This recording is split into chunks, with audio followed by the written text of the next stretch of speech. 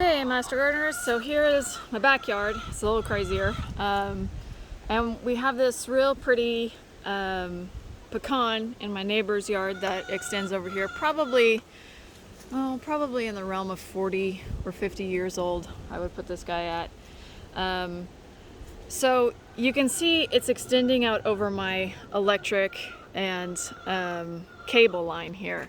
Is this a risk? Absolutely. I would actually consider this one to be a moderate to high risk, because you can't see it right now, but in the past I have seen conchs or fruiting bodies, fungal agents on that limb right there.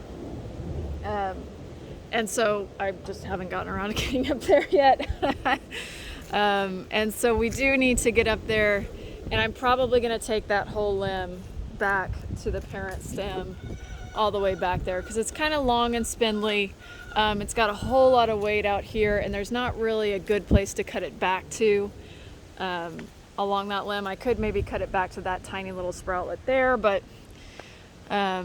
it's not a super healthy limb, and it's kind of an understory limb, so it's not a situation where if a limb fell from higher up that could catch it and actually protect, my goats and chickens and things. So so I have a pretty low tolerance for risk on this one, because obviously if it pulled down the electric, it could electrify the fence, it could electrify my little goat barn, could hurt any of my animals. So I have a much lower tolerance for risk in this situation, and luckily I know a guy, and so we're gonna get that cut back, and then I'm also gonna look at the stuff over a little bit higher, and I'm gonna probably cut that large piece back as well and cut that one back to one of those sproutlets.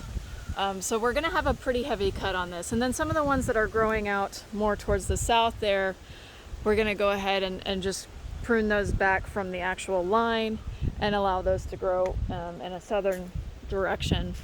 So there's going to be quite a bit more light, which I'm also enthusiastic about, because I have a lot of plants here that are getting quite a bit of shade, especially from that large limb extending out this way. So that's how we're going to kind of handle the risk over the electric. Obviously, if you have any branches touching the electric, you need to get an incidental line clearance arborist to take care of those. Working around electric is really, really dangerous work.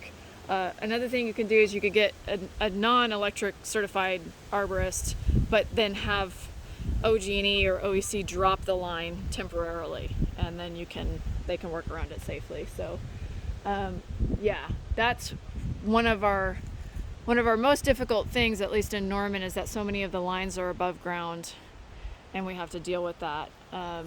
Over here on this side of my house, you can see where it's been cut back in the past. That was before I got here. We've got some crossing limbs there that definitely need to be addressed. We'll probably reduce the density again by 20 or 30% there. Just kind of push it back a little bit. I'm not as concerned with those. There's a little bit of concern there, and we've got a few broken limbs throughout and a little bit of dead to take care of. We've got a pretty large crack on that one. That whole central stem is probably not long for this world, so that may be one that we have to think about making some major cuts on at some point.